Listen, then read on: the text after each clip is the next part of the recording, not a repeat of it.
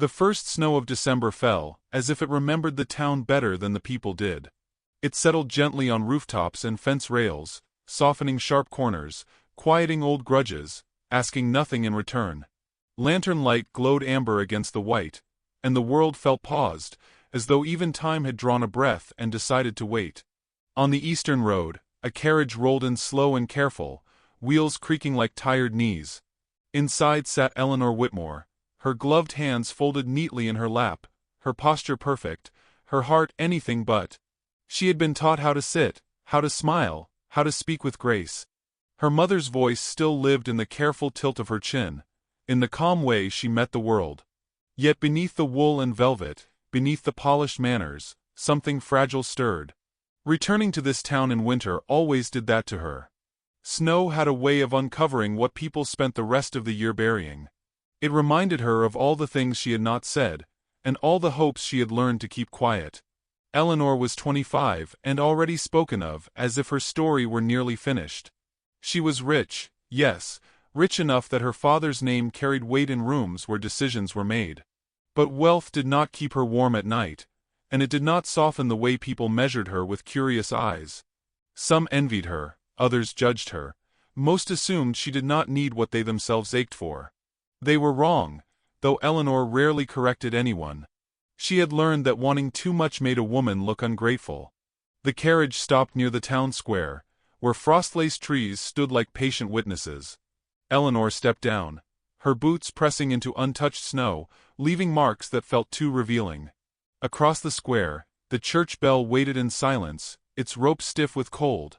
Tonight there would be music and polite laughter inside the small hall beside it, a Christmas gathering arranged by Mrs. Louisa Bell, who believed loneliness could be cured with planning and persistence. Eleanor had agreed to attend because refusal would have been noticed, and because hope, however bruised, still breathed. Mrs. Bell greeted her with brisk affection. Her thin hands warmed despite the cold. She spoke of tradition and second chances, of how winter was the right season for new beginnings. Eleanor listened and nodded, her smile practiced but sincere enough. She told herself that this evening was not a promise, only an attempt. A blind date was nothing more than a conversation waiting to happen. Still, her pulse betrayed her, quickening as she removed her coat and felt the hush of eyes turning toward her. She did not yet see the man she was meant to meet, though she knew his name. Caleb Hargreaves, a merchant's son with clean cuffs and careful prospects. He stood somewhere among the lamplight and pine garlands, already forming impressions that would never quite reach her. Eleanor sensed the shape of the evening before it arrived, sensed how expectation often disguised itself as courtesy. She smoothed her dress anyway, because dignity had become her quiet rebellion. She noticed the familiar patterns of the town. The way people leaned closer when they whispered. The way kindness and curiosity sometimes wore the same face. She felt again the old tension between who she was and who they believed her to be, between the woman she had become and the role they preferred her to play. Outside, the wind lifted, pressing snow against the windows like restless fingers, as if reminding her that choice always came with cold. When Eleanor stepped back into the night for air, the cold greeted her with sharp clarity. Her breath clouded, and she welcomed the sting in her lungs. Near the stables at the edge of the square, a solitary figure moved with steady purpose. A man stood chopping wood, each strike clean and sure, his breath rising in pale bursts. He wore no coat, only a worn shirt open at the throat, his skin marked by cold and labor. He was Apache, tall and broad, his presence unmistakable even in shadow. She did not stare. She sensed him the way one senses a change in weather. There was something grounding in his rhythm, something honest. He did not look toward the hall, did not look toward her. He was simply there, as much a part of the winter night as the snow itself. Eleanor found herself lingering, unsure why her steps slowed, unsure why the tightness in her chest eased just a little. The man paused, resting his axe, and for a brief moment the world seemed to narrow. He lifted his gaze, not searching, not demanding, only aware. Their eyes met, and in that quiet exchange there was no judgment, no calculation. Just two people standing in the cold, each carrying a life the other did not yet know. Eleanor felt something shift, subtle as a snowfall changing direction. She wrapped her coat tighter, and told herself not to imagine meanings where there were none. The town had taught her caution, had taught her how quickly kindness could turn into spectacle. Still, something about that brief meeting unsettled her more than the blind date ever could. It felt like a question asked without words, a door noticed but not yet opened. Eleanor took one last look at the snow settling on the man's dark hair, then stepped back toward the light, unaware that the quiet she was leaving behind would soon follow her. Behind her, laughter spilled from the hall, calling her back to the warmth and expectations waiting inside. Ahead of her, the night held its breath. Eleanor turned, her heart unsettled, knowing that the evening would ask something of her, and sensing, without understanding how, that the snow had already begun to remember her differently and refused to be forgotten by either of them. Warmth gathered inside the hall like a held breath, thick with pine resin, candle smoke, and restrained expectation. Eleanor stepped fully into it, the door closing behind her with a soft finality that felt heavier than it should have. Coats were shed, gloves tucked away, and conversation rose in careful layers, polite and rehearsed. Someone pressed a cup of spiced cider into her hands, its heat seeping through the porcelain, but her fingers remained cool. She felt as though she had crossed a threshold where every movement would be observed, weighed, remembered. Caleb Hargreaves approached with a smile that had been practiced in mirrors and perfected in safe company. He bowed slightly, not out of reverence but habit, and spoke her name as if tasting it for approval. He was handsome in a tidy way, his hair neatly combed, his coat cut to flatter without daring. Eleanor recognized the type immediately.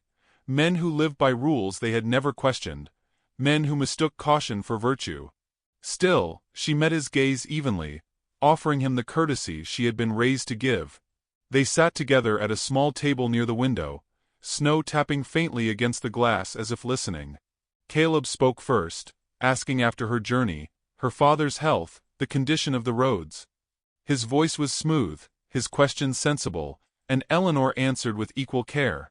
She noticed how he nodded at the right moments, how his eyes flicked briefly to the room before returning to her, measuring not only her words but how they might be received by others. It was a skill learned early and polished often. As the conversation deepened, Eleanor spoke of the winter, of how the snow made even familiar places feel newly discovered. She mentioned her love for quiet mornings and the comfort of routine, the way small kindnesses lingered longer than grand gestures. Caleb listened politely, though something in his expression tightened, as if he were trying to align her sentiments with a set of expectations already formed. When she spoke of independence, of wanting to choose her days rather than inherit them, his smile thinned, just enough to notice. He talked then of stability, of the importance of reputation, of how a household functioned best when roles were clear. He praised her upbringing, her refinement, the advantages she brought without ever quite naming them. Eleanor heard the unspoken calculations beneath his words, the careful accounting of what she represented rather than who she was. She felt the familiar ache begin behind her ribs, that quiet knowledge that she was being considered like a ledger entry rather than a living heart. Around them, the hall hummed with soft laughter and the clink of cups. Mrs. Bell watched from a distance, her hopeful eyes darting between faces. Eleanor wondered if this was what the older woman saw as success. Two people sitting close enough to appear matched, regardless of what passed between them. She wondered how many evenings like this had ended with resigned smiles and promises that never quite bloomed. The thought made her straighten her shoulders, as if bracing against an invisible wind. Caleb's questions grew more pointed, though his tone remained gentle. He asked about her plans, about how long she intended to stay in town, about whether she missed the certainty of belonging. Eleanor answered honestly, though she sensed each truth created a small distance. When she spoke of wanting partnership rather than arrangement, his eyes clouded briefly, as if she had complicated a picture he preferred simple. He cleared his throat, folding his hands together, and Eleanor felt the evening tilt toward its inevitable turn. He spoke then of concern, carefully phrased and delicately delivered. He admired her strength, he said, but wondered if it might invite unnecessary attention. He respected her independence, but feared it could unsettle a quieter life. He valued tradition, and though he did not say it outright, Eleanor heard the echo of a warning, that a woman too accustomed to choosing might forget how to yield. His voice never rose, never sharpened, yet each word landed with quiet finality. Eleanor listened without interrupting, her face calm, her pulse steady in a way that surprised her. She had heard these things before, in different arrangements, from men who believed their hesitation was kindness. She saw now that Caleb was not unkind, merely unwilling to risk himself on anything he could not fully control. That understanding brought not anger, but a soft, weary clarity. When he finally paused, she met his gaze and offered a small, gracious nod. She thanked him for his honesty, for the courtesy of speaking plainly. Her voice did not tremble, though something inside her shifted, loosening its grip on a hope she had not meant to hold so tightly. Caleb looked relieved, as if he had escaped a difficult test, and returned her thanks with equal politeness. They rose together, the conversation ending not with drama, but with quiet agreement that something essential was missing. As they parted, Eleanor felt the room subtly change. Whispers fluttered like startled birds, glances followed her path, and she understood that the story would travel faster than she did. She did not rush, nor did she linger. She reclaimed her coat, her movements unhurried, her dignity intact. The hall no longer felt warm. It felt contained, as though the walls themselves had drawn closer. Outside, the cold met her with bracing honesty. Snow had thickened, covering her earlier footprints, erasing evidence of her arrival. She welcomed the sting on her cheeks, the way it sharpened her senses and cleared the residue of polite disappointment. For a moment, she stood still, listening to the muted sounds of the town settling into night. She told herself that rejection, however gentle, still marked a turning, and that something in her had shifted its weight. As Eleanor moved toward the square, she caught sight of the stables again, the memory of steady axe strikes rising unbidden. The man from earlier was no longer there, yet his absence felt strangely present, like a pause waiting to be filled. She wondered why the thought of him lingered, when so much else had already faded. Snow fell thicker, and with each step away from the hall, Eleanor felt the evening loosening its claim on her, even as another, quieter current began to pull her forward into a cold she did not yet understand. Morning came quietly, as if the town were ashamed of the night before. Snow lay unbroken across the square, smoothing over tracks, muting sound, giving everything the appearance of mercy. Eleanor stepped out just after dawn, wrapped in a dark wool coat that had once belonged to her mother, the hem brushing the drifts. The air smelled clean and sharp, and for the first time since her return, she did not feel watched. Rejection had done that, stripped the room of its audience, returned her to herself. She walked without destination, letting the cold decide her pace. The town looked smaller in daylight, its judgments less dramatic, its whispers less frightening. She passed shuttered shops and frost-laced windows, her breath a steady rhythm. With each step, the tightness left behind by the previous evening loosened. What remained was not sorrow exactly, but a hollow space where expectation had been. She was learning, slowly, to trust that emptiness. Near the edge of town, where the road narrowed and the land opened toward scrub and timber, she saw him again. The Apache man stood beside a low shed, splitting logs with the same unhurried precision she remembered. His movements were economical, practiced, almost gentle despite their strength. Snow clung to his boots and the dark fall of his hair. He wore a heavy blanket now, draped over one shoulder, but his sleeves were rolled back, his hands bare and reddened by cold. Eleanor slowed, uncertain whether to announce herself or pass by. She felt suddenly conspicuous, aware of her fine coat, her polished boots. Before she could decide, the man paused and turned, sensing her presence rather than seeking it. His gaze met hers briefly, then moved away, not dismissive, not shy, simply uninterested in possession. He did not stare. He did not assess. He acknowledged her existence the way one acknowledges weather, and returned to his work. Something in her eased at that. She stood for a moment, watching the steady rise and fall of the axe, the small burst of breath with each strike. The sound grounded her, drew her attention outward instead of inward. She realized how rare it was to be near someone who asked nothing, who did not lean forward with curiosity or backward with judgment. The quiet felt earned rather than imposed. A child's voice broke the stillness, thin and bright against the snow. Annabelle came running from behind the shed, her boots too large, her coat patched and thin. She slipped on the ice, falling hard, and before Eleanor could move, the man had already set his axe aside. He crouched beside the girl, steadying her with careful hands, speaking softly in a language Eleanor did not know. The girl laughed, more surprised than hurt, and held up her scraped palm. The man reached into his pocket and produced a strip of cloth, clean and worn from use. He wrapped it around Anna's hand with deliberate care, his fingers gentle, his focus complete. Eleanor watched, struck by the tenderness of the gesture, by how fully he gave his attention.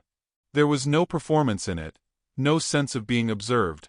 He did not look up until the bandage was tied, and the girl nodded her approval. Anna scampered off again, leaving behind a faint trail of laughter. The man straightened and finally looked toward Eleanor.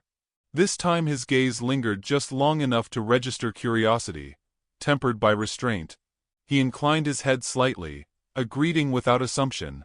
Eleanor returned it, surprised by the warmth that spread through her chest at the simplicity of the exchange. She spoke first, her voice quieter than she intended. She thanked him for helping the child, though the words felt unnecessary even as she said them. He nodded once, as if accepting the acknowledgement rather than the praise. When he spoke, his voice was low and measured, carrying the weight of careful thought. He said only that the girl was brave, and that winter made bravery necessary. They stood together for a moment, the silence between them unforced. Eleanor found herself aware of small details, the faint scar along his knuckle, the way his breath fogged and cleared.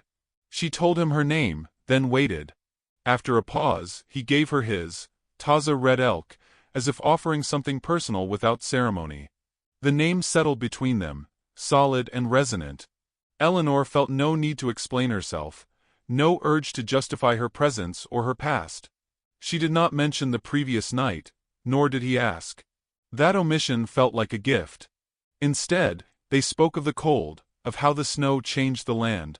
Taza described the way tracks told stories if one learned to read them, how winter revealed truths hidden by grass and dust. Eleanor listened, imagining a world observed rather than conquered. As the light shifted, Eleanor realized she was smiling, not out of politeness but because something inside her had been gently stirred awake. The conversation did not promise anything, did not lean toward intimacy, yet it left her feeling steadier than she had in weeks. She sensed that Taza saw her as she was in that moment, a woman standing in snow, not a problem to be solved or a future to be negotiated. When they parted, it was without ceremony. He returned to his work, and she turned back toward town, her steps lighter. She did not look over her shoulder, trusting that the moment would not vanish if she did not hold it too tightly. As she walked, she understood that the town's story about her had not changed, but her own had begun to shift, subtly, irrevocably. Later, as Eleanor reached the square, she noticed the familiar glances resume, the quiet curiosity sharpened by speculation. She felt them and did not flinch. Somewhere beyond the buildings, Taza Red Elk continued his work, indifferent to the small theater of opinion. The knowledge steadied her. For the first time since her return, she felt anchored not by approval, but by the memory of a man who did not stare, and the unsettling realization that his quiet presence had already begun to matter more than she was ready to admit. The town began to notice before Eleanor intended it to. Not the words, not the glances exchanged in passing, but the change in how she moved through the days. She walked slower now, as if listening for something beneath the crunch of snow. She no longer rushed back indoors when the cold pressed in, and there were mornings when she stood at the edge of the square, eyes turned toward the outer road, waiting without admitting she was waiting. People mistook that stillness for arrogance. They were accustomed to reading women quickly and incorrectly. Eleanor did not seek Taza Red Elk, yet their paths crossed with a frequency that felt deliberate, though neither of them arranged it. Sometimes it was near the well, where he filled buckets with patient strength. Sometimes it was along the tree-line, where he gathered fallen branches before storms could bury them. Their conversations remained sparse, unadorned, but each carried weight. He asked nothing of her except attention. She offered nothing except honesty. It was enough to unsettle the careful balance the town preferred. Whispers gathered like snowdrifts. They spoke of impropriety, of confusion, of a woman forgetting her place. Eleanor heard them without reacting, though they pressed against old wounds. She had spent years shaping herself to be acceptable, only to learn that acceptance was always conditional. What the town could not see was how little space Taza occupied in her life, and how deeply he had already entered it. He did not flatter her. He did not rescue her. He simply stood where he was and allowed her to stand as well. One afternoon, when the sky hung low and heavy, Eleanor encountered Mrs. Bell near the church steps. The older woman's concern was sincere but sharp-edged, shaped by fear rather than malice. She spoke of appearances, of how kindness could be misunderstood, of how easily a woman's reputation could fracture. Eleanor listened, then answered quietly that reputation was lighter than it looked, and more fragile. Mrs. Bell sighed, sensing a loss she could not name, and turned away with the resignation of someone watching a story slip beyond her reach. Taza noticed the change before Eleanor spoke of it. He had learned to read shifts in weather and people alike. When she grew quieter, when her gaze lingered elsewhere, he recognized the pattern of withdrawal. He did not question her directly. Instead, he stepped back, increasing the distance between their meetings, returning to the edges where he was expected to remain. It was not resentment that guided him, but an old instinct for survival. He had learned long ago that closeness often came with cost. Eleanor felt the absence immediately. It surprised her how sharp it was, how quickly the days lost their steadiness. She told herself it was foolish to notice, that she had no claim to his time or presence. Yet she missed the way his silence made room for her thoughts, the way his eyes rested without demanding explanation. She understood then how easily quiet could become necessary, how quickly safety could grow roots. Their distance did not go unnoticed. Some took it as proof that the order of things had been restored. Others sensed tension and leaned into it, eager for resolution. Eleanor's father spoke to her one evening by the fire, his voice measured, his concern wrapped in practicality. He reminded her of her position, of the scrutiny that followed her name. He did not forbid her choices, but he framed them as risks she would bear alone. Eleanor thanked him for his worry and said nothing more, knowing that argument would only sharpen the divide. Snow fell heavier, storms stacking days upon days. Taza worked longer hours, preparing for the worst of winter, his movements more solitary than before. He watched the town from a distance, noting how Eleanor navigated its expectations with calm defiance. He admired her strength but feared its cost. He had seen what happened when people like him became visible in places that did not want to see them. He did not want to be another weight added to her burden. The bridge between them came unexpectedly, in the small form of Anna Bell. The child appeared at Eleanor's door one morning, cheeks red, eyes bright with urgency. She spoke of Taza leaving, of how he planned to travel before the next storm closed the roads. Eleanor felt the words settle heavily in her chest.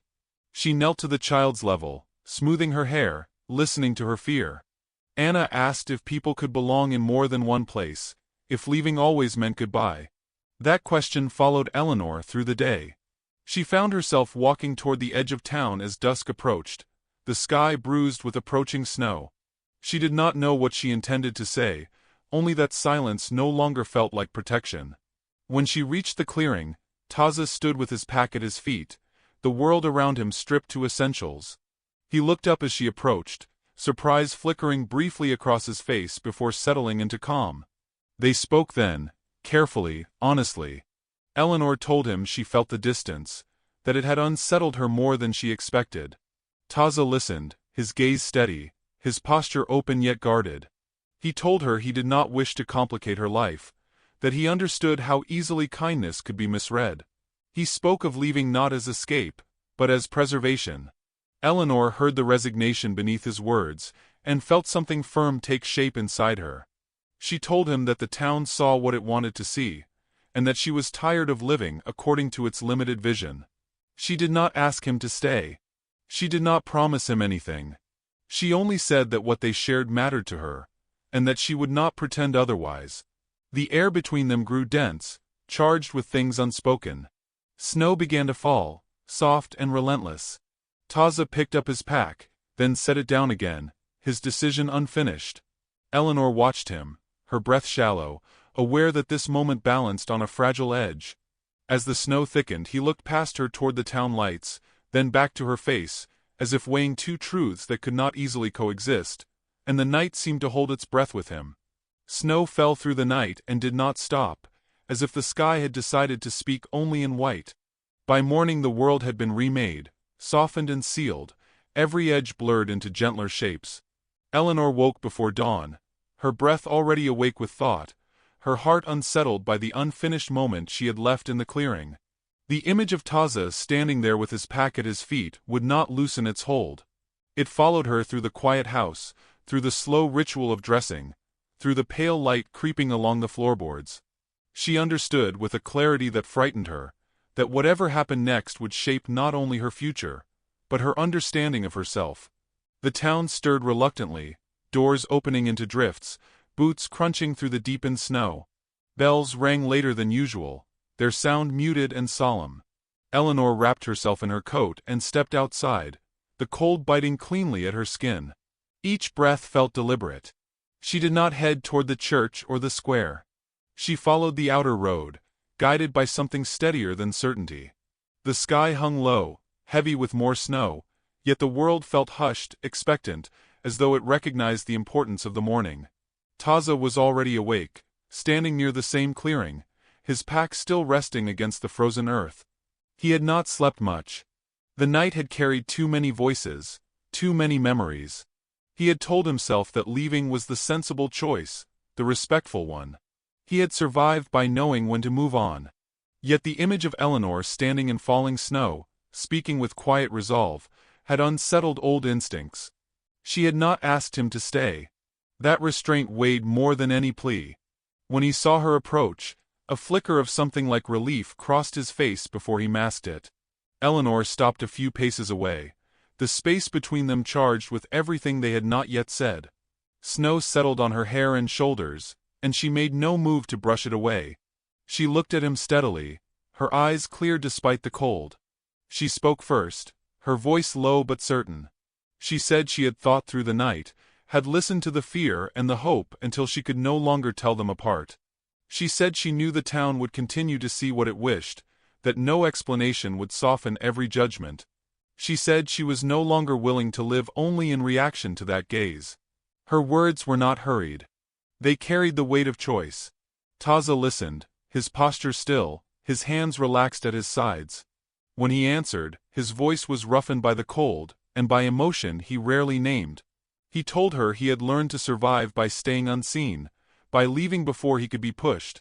He told her he did not want to become another story told about her in lowered voices. He spoke of dignity as something fragile, easily bruised by association. Eleanor heard not rejection in his words, but protection. She stepped closer then, close enough that she could see the lines carved by years of endurance around his eyes. She told him that dignity was not something granted by a town, but something claimed in the face of it. She told him she did not need saving from rumor, nor did she fear standing alone if she chose her ground. What she feared was waking one day knowing she had turned away from something honest, because it did not fit neatly into expectation. The snow thickened, flakes swirling around them, blurring the edges of the world until only the clearing remained. Taza looked at her for a long moment, as if memorizing her face, as if weighing the cost of believing. He reached for his pack, then stopped, his fingers curling and uncurling. The choice pressed in on him, heavy and unfamiliar. Voices drifted from the road, distant at first, then closer. A few townspeople approached, drawn by curiosity, by the sight of Eleanor standing where she was not expected to be. Their presence tightened the air. Eleanor did not turn. She did not step away. She remained where she was, her back straight, her gaze unwavering. The message was unmistakable. Taza felt something shift then, something long held in check. He had spent years believing that silence was safety, that restraint was respect. Yet here was a woman who stood openly beside him, refusing the easier path of retreat. He understood, suddenly, that leaving would not protect her. It would only confirm the limits others placed on her courage. He let his pack fall back to the ground, the sound dull against the snow. He spoke then, louder than before, his voice carrying despite the falling flakes. He said he had no land to offer her, no wealth to shield her from cold nights. He said his life had been shaped by loss and movement, by learning to endure rather than expect. He said he did not know how to promise ease, only steadiness. The townspeople slowed, listening despite themselves. Eleanor felt tears burn behind her eyes, not from fear but from recognition. She told him she did not seek comfort bought with silence, nor safety built on denial. She said she wanted a life where she could breathe fully, where her choices were made in daylight. She did not reach for him. She did not need to. Her presence was declaration enough. For a moment, the world seemed to narrow to the space between them. Taza drew a breath that felt like a breaking point, then spoke the words that had been forming since the first time he had seen her stand alone in snow. He asked her if she would be his wife. There was no flourish in the question, no attempt to impress. It was offered as one offers truth, plainly, with respect. The words settled into the silence, heavy and astonishing. Eleanor did not answer immediately. She looked at him, then beyond him, at the town that had tried to define her story. She saw Mrs. Bell's anxious face, her father's rigid concern, the flicker of judgment and surprise. She felt the weight of every choice that had led her to this moment. Then she stepped forward, close enough that the space between them disappeared. She said yes without ceremony, without raising her voice. The word carried more power than any speech. It was not shouted. It did not need to be. Taza closed his eyes briefly, as if steadying himself against the enormity of the answer. When he opened them, something like wonder softened his expression. The town did not erupt. There was no dramatic outcry, no sudden absolution. Instead, there was a quiet recalibration, a sense of something irrevocable settling into place. People shifted, uncertain how to respond to a decision that had not sought their approval. Eleanor felt the tension ease in her chest. She had chosen. That knowledge warmed her more than any fire. As the snow continued to fall, Annabelle appeared at the edge of the clearing, her small face bright with hope. She ran toward them, laughter breaking free, and Eleanor knelt to catch her, wrapping her in an embrace that felt like promise. Taza watched them, something unspoken moving across his features, a glimpse of a future he had not dared to imagine. The crowd thinned slowly, conversation resuming in cautious tones. The town would take time to adjust. Eleanor knew that some judgments would harden before they softened. Yet she also knew that the story would not belong to them alone. It would belong to the quiet moments, to shared labor and shared silence, to a life built deliberately rather than inherited. Later, as they walked back toward the road together, Taza and Eleanor moved in step, their shoulders nearly touching. Snow creaked beneath their boots, the sound steady and reassuring. The world felt altered, not because it had changed, but because they had. Eleanor glanced at him, at the man who had not stared, who had not demanded, and felt a deep, settling peace. Behind them, the clearing filled again with falling snow, erasing the marks of the moment even as its truth remained. Ahead of them, the path curved out of sight, uncertain and wide open. Eleanor tightened her coat against the cold and smiled, knowing that whatever came next would be faced not with fear, but with the quiet courage of having chosen love in full view of winter.